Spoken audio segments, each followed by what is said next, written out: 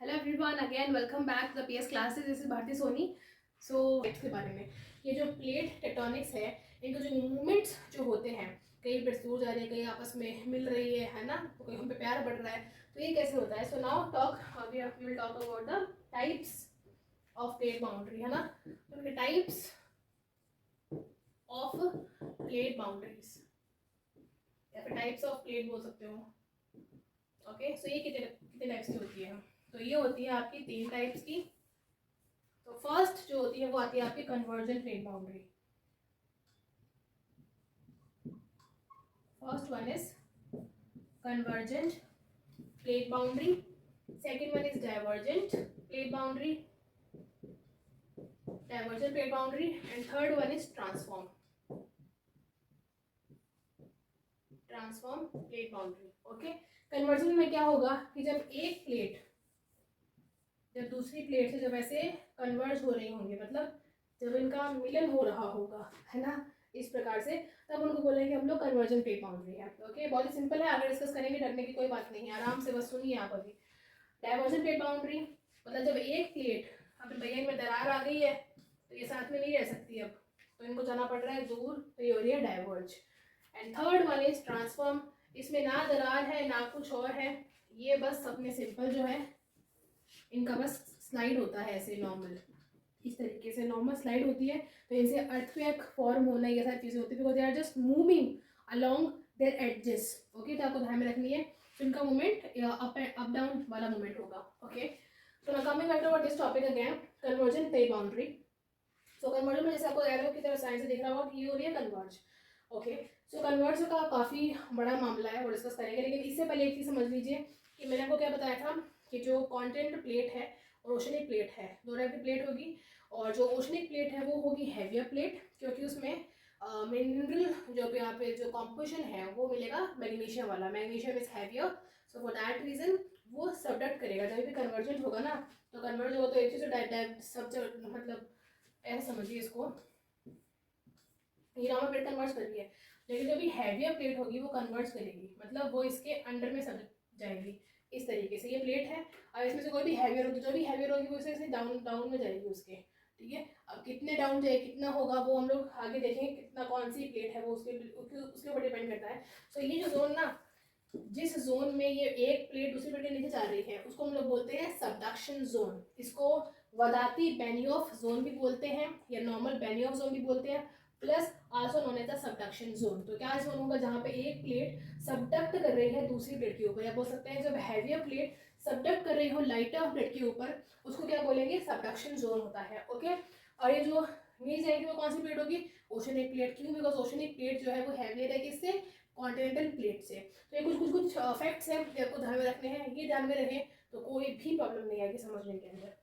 अब normal diverge है, diverge में कुछ भी हो क्या फर्क पड़ता है, वो डाइवर्ज हो रही वैसे अलग जा रही है, तो दूर जब हो गई तो क्या फर्क पड़ता है, कौन लाइटर है कौन हैवियर है। और ट्रांसफॉर्म में नॉर्मल स्लाइड होगी, इसका बहुत ही famous example will put picture in that, जब अलग से समझाया जाएगा। ट्रांसफॉर्म के अंदर सैन एंड्रेस फॉल्ट है ना, इससे फॉल्ट बनेंगे basically. San Andreas fault USA के अंदर है, ये बाउंड्री भी आपको देखने मिलेगी कैलिफोर्निया, या कैलिफोर्निया, तो वहाँ पे आई विल पुट पिक्चर तो आपको समझ में आ जाएगा। तो उससे नॉर्मल सैन एंड्रेस फॉल्ट बहुत ही फेमस है, वो उसके लिए normal sliding pass to each other. Okay, so now one by one इसको डिटेल में हम लोग डिस्कस करेंगे। तो पहले अब क्योंकि कन्वर्जन वाले काफ़ी लेंदी है, तो डाइवर्ज वाले में तो नॉर्मली यहीं पे समझ में आ जाएगा कि डाइवर्जेंट में अब क्योंकि प्लेट आपस में दूर दूर जा रही है, तो क्या होगा, अगर ओशनिक फ्लोर पे अगर ये चीज़ हो रही है तो सी फ्लोर स्प्रेडिंग याद में रखनी है। सी फ्लोर स्प्रेडिंग में क्या था, ये नॉर्मल आपका सी का फ्लोर है, अब ये क्या है, नॉर्मल आपका सी का फ्लोर है, ठीक है, और ये आपका है एस्टेनोस्फीयर, तो यहाँ पे वो कन्वेक्शन साइकिल चल रही है। ओके, कन्वेक्शन साइकिल को बिल्कुल नहीं भूलना है, convection cycle is very very important, इसको भूल गए तो सब काम गड़बड़ हो जाएगा, ठीक है। और ये हमारा क्या है, अब क्योंकि यहाँ पे कंटिन्यू प्रेशर डल रहा है, तो ये प्रेशर बिल्कुल रहा है कि भैया दूर जाओ, तुम दूर जाओ, यहाँ से दूर हो जाओ, अलग हो जाओ। तो ये क्या कर रही है कि प्लेट के ऊपर कंटिन्यू प्रेशर डाल रही है, तो क्या होगा, एक पॉइंट आएगा जब ये टूट जाएगा, अब टूटने के बाद क्या होगा, इरप्ट हो जाएगा, जो भी अंदर का जो मॉल्टन जो फॉर्म के अंदर है हमारे मैग्मा, तो वो इरप्ट होकर ऐसे यहाँ पे सॉलिडिफाई होने लगा। सो इससे क्या हुआ कि हमारे जो वोल्केनिक eruption फ्रीक्वेंटली होते हैं, प्लस अब जब टूटा है ना, तो एनर्जी भी रिलीज होगी, तो अर्थक्वेक भी आएगा। अर्थक्वेक मतलब सिंपल फॉर्म ये समझिए, अर्थ का मतलब होता है कि कहीं ना कहीं अर्थ के इंटीरियर में एनर्जी जब रिलीज हुई है, अब एनर्जी रिलीज ऐसे एकदम टकराएगा फटाफट से, ये तो सिर्फ इतना सा ही है, जब इतना बड़ा लैंड मास जब उसमें जब मूवमेंट होता है तो ऐसे टकराते हैं तो अर्थक्वेक फील भी करते होंगे ना, शेकिंग ऑफ द अर्थ, इसको नॉर्मल भाषा में बोला जाता है कि भैया भूकंप, मतलब भूकंपन, भू मतलब धरती और कंप मतलब कंपना, तो धरती कहीं ना कहीं कांप रही है, इसको क्या बोलेंगे, अर्थक्वेक। ओके, सो अब क्योंकि एनर्जी रिलीज हुई है, राइट, अभी डाइवर्ज हो, कन्वर्ज हो, ट्रांसफॉर्म कुछ भी हो, अर्थक्वेक तो तीनों के अंदर ही आएगा, है ना। तो अब क्योंकि एनर्जी रिलीज हुई है just a form of waves के उसमें रूप में एनर्जी जो है वो रिलीज होती है। सो जैसे डाइवर्ज हुआ तो क्या हुआ कि हमारा जो भी अंदर का जो भी मॉल्टन फॉर्म में जो भी मैग्मा था वो रिलीज हो गया सरफेस के ऊपर, और यहाँ पे आके वो जमने लग गया, ठीक है। जमने के बाद में कैसे हुआ कि सॉलिडिफाई हो गया और एक काइंड ऑफ रिच के फॉर्म में जो है हमारे ओशन फ्लोर के अंदर देखने को मिलेगा। तो ये पूरा कॉन्सेप्ट सीक्वेंस स्टडी वाला समझ में आ जाएगा, ठीक है। अब ट्रांसफॉर्म के अंदर नॉर्मल स्लाइड पास, तो जो मतलब नॉर्मल ऐसे सिर्फ एक दूसरे कैसे उसके वो प्लेट्स जो आपस में ऐसे मूवमेंट होता है, जैसे फॉल्ट वगैरह क्रिएट हो जाते हैं, तो पुट पुचर इन दैट समझ में आ जाएगा, ठीक है। ट्रांसफॉर्म था। सबसे जो इंपॉर्टेंट है वो आती है कन्वर्जन। कन्वर्जन में 3 केसेस बनेंगे आपके, कैसे बनेंगे हम लोग अभी समझ जाते हैं, क्या अभी समझते हैं कि कौन कौन से 3 केसेस बनेंगे, ठीक है। और बहुत ही आराम से समझना है, बिल्कुल भी आपको जल्दबाजी नहीं है, और अगर थोड़ी सी अगर स्पीड अगर ज़्यादा लग रही है तो प्लीज़ इसको थोड़ी स्पीड कम कर लीजिएगा, ओके, बिकॉज मैं ट्राई कर रही हूँ, अभी मुझे सिर्फ 2 ही दिन हुए हैं ऐसे तो ना, लेकिन हाँ अब क्या है ना कि इतना इंपॉर्टेंट टॉपिक है तो स्पीड पता नहीं क्या बाय डिफॉल्ट है, अपने आप स्पीड फास्ट हो जाती है मेरी, but yeah, we'll work on that. I'm trying my best to do that. So first one हम लोग बात कर रहे थे हमारी कन्वर्जेंट प्लेट बाउंड्री की, कन्वर्जेंट प्लेट बाउंड्री के बारे में। इसमें बनेंगे आपके 3 केसेस, ध्यान में रखने हैं आपको। फर्स्ट केस क्या बनेगा, जब दोनों ही प्लेट ओशनिक ओशनिक होगी तो क्या होगा, बिकॉज हमारे अर्थ सरफेस के ऊपर क्या है, दोनों प्लेट है, ऐसे सिर्फ कॉन्टिनेंट कॉन्टिनेंट है, महासागर भी तो उनकी भी तो प्लेट्स है, उनकी वो उनका भी तो कोई हक है ना। तो फर्स्ट क्या होगा, ये है हमारा ओशनिक ओशनिक होगा, तब क्या होगा। सेकंड केस है वो हम लोग पढ़ेंगे, अगर ओशनिक कॉन्टिनेंट हुआ तो क्या होगा, अगर ओशनिक और कॉन्टिनेंट हुआ तो क्या होगा। और थर्ड केस जो है वो हम लोग पढ़ेंगे जब अब अंदाजा लगा ही लिया होगा ना कि ओशनिक ओशनिक आ गया, ओशनिक कॉन्टिनेंट भी आ गया, तो मतलब अब क्या आएगा, अगर कॉन्टिनेंट कॉन्टिनेंट होगा तो क्या होगा। अब यहाँ पे अगर आपके डाउट नहीं आया तो आपके आ जाना चाहिए था, क्या डाउट, ये वाला डाउट कि भैया ओशनिक ओशनिक दोनों ही ओशनिक ओशनिक है, तो सबनेट कौन सी होगी।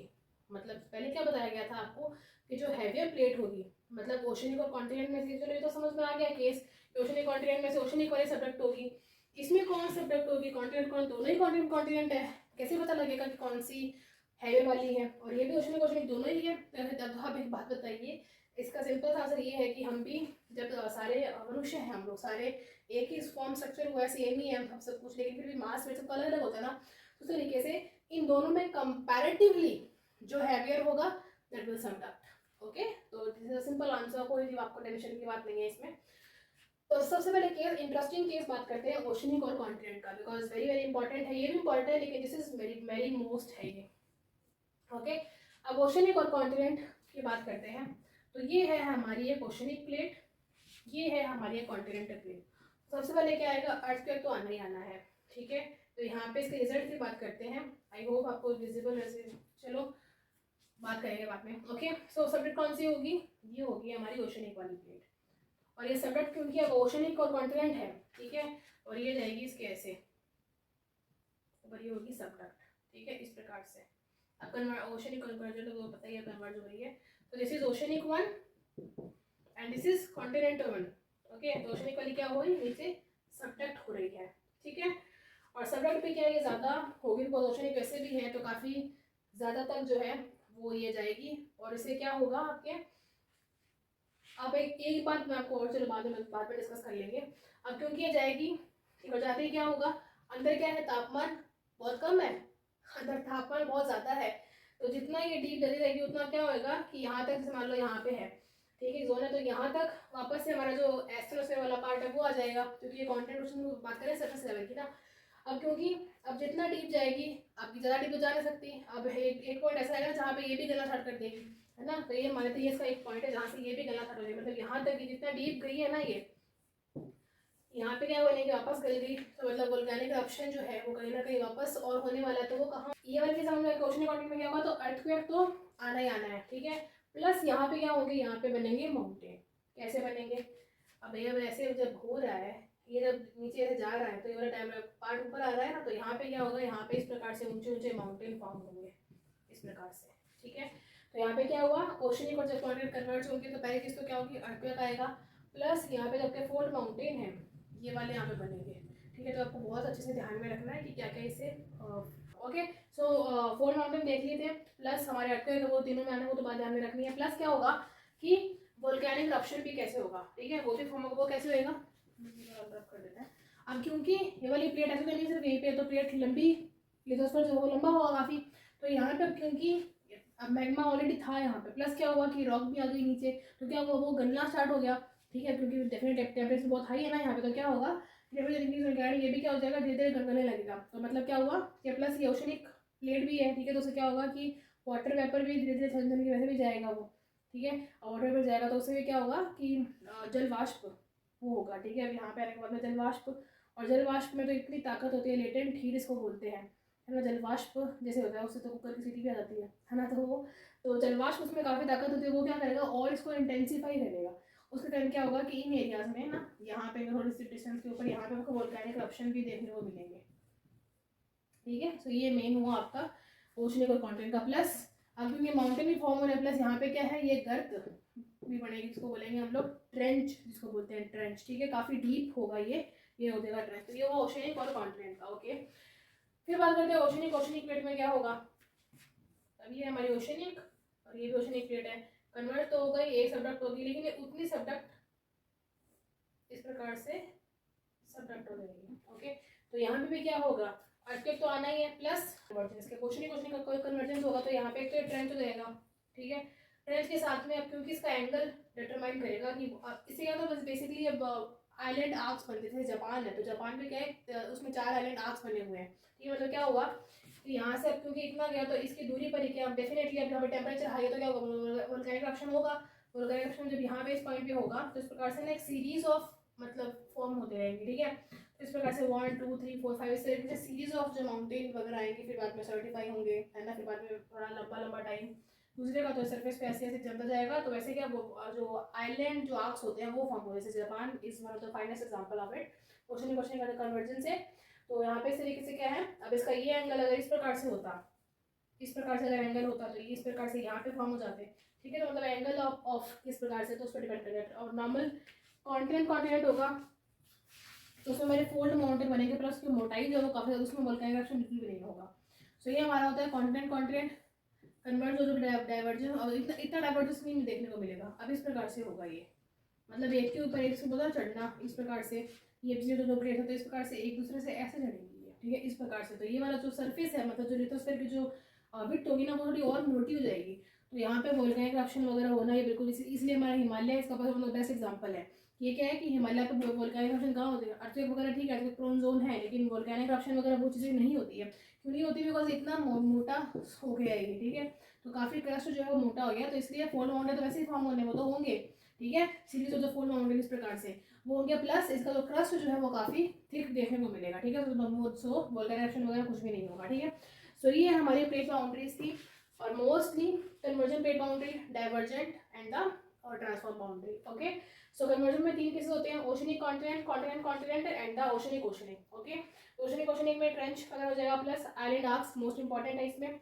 ओशनिक और कॉन्टिनेंट के अंदर जो आपके माउंटेन्स है वो फॉर्म होंगे, प्लस यहाँ पे अर्थक्वेक वगैरह आएगा, और प्लस वोल्केनिक eruption भी आ जाएंगे, ठीक है। एंड देन कॉन्टिनेंट कॉन्टिनेंट में earthquake plus fold mountain form होंगे, नो वोल्केनिक eruption। अगर फ्रीक्वेंटली होता तो कितने, लेकिन हिमालय वाले केस में नो, वैसे चांस कम ही है, ओके। तो ये हमारे प्रीडॉटेड उसके बाउंड्रीज के मूवमेंट हमने देखे कि अगर डाइवर्ज हो रहा होगा तो क्या होगा, कन्वर्ज हो रहा होगा तो क्या होगा, नॉर्मल अगर पास स्लाइड कर रहे होंगे पास टू ईच अदर तब क्या होगा। तो डाइवर्ज में इसी पर एग्जांपल है, डाइवर्ज कोई भी होगा तो वोल्केनिक eruption तो उसमें होना ही होना है, ठीक है। कन्वर्ज के केसेस देख लिए, और ट्रांसफॉर्म के नॉर्मल हो जाएंगे, साइन एंट्रेस फोल्ड पीछे दिखाई जाएगी आपको। तो ये हमारा प्लेट टेक्टोनिक्स का काफ़ी इंपॉर्टेंट है, ठीक है। और मूवमेंट वगैरह वो सबको शुरुआत में ध्यान में रखिएगा, कैसे समझना है कि जैसे डेंसिटी एक भी है कि सॉलिड स्टेट होता है, हर सॉलिड चीज़ लिक्विड पे फ्लोट करते हैं ऐसा कह सकते हैं। लेकिन हाँ, इस वाले केस में ये चीज़ भी होगी कि लिथोस्फेयर क्योंकि सॉलिड भी है, प्लस इसका जो सरफेस एरिया है वो भी काफ़ी लार्ज है। सो फॉर दैट रीज़न भी, प्लस डेंसिटी उसकी कम है सीमा वाले से, मतलब जो एस्ट्रोनोस्फेयर है उससे, तो definitely for that reason also वो फ्लोट करेगा। ठीक है, और भी अगर कुछ भी अगर रह गया हो, कुछ डाउट होगा तो please ask me in the comment section. Okay, and I hope कि जो मोटी मोटी चीज़ है वो कवर करवा दी गई है, इन द सेंस कि एक ब्रीफ आइडिया जो है वो आपको मिल गया होगा। और अगर कुछ डीप में अगर मुझे ध्यान में आया तो in the further continue classes उसको डिस्कस कर लिया जाएगा, उसमें प्रॉब्लम नहीं है। तो नेक्स्ट जो है वो हम लोग अर्थ मूवमेंट स्टडी करेंगे जियोमॉर्फोलॉजी के अंदर, जो कि इंटीरियर आउटर में कैसे अर्थ के ऊपर फॉर्मेशन वगैरह होते हैं। इससे लिंक करते हुए, बिकॉज मेरे को लगता है कि इससे लिंक करते हुए टॉपिक अगर समझेंगे तो अभी भी हो जाएगा, समझ में आ जाएगा। और उस बाद में जो है ग्लाइकोलाइजेशन की भी series step by step start करेंगे। सो ये हमारे यहाँ पे जियोमॉर्फोलॉजी के जितने भी जियोमॉर्फोलॉजी जो मेन जो टॉपिक्स थे वो कवर करवा दिए गए हैं। आगे और देखते हैं कौन सा मॉडल ले, कौन सा थ्योरी ले। और अगर पहले आपको अगर कुछ देखना हो तो मुझे बता देना, उसके ऊपर वीडियो पहले बना दी जाएगी। Okay, so thank you for watching and always spread love because that is what the world needs, and thank you for watching.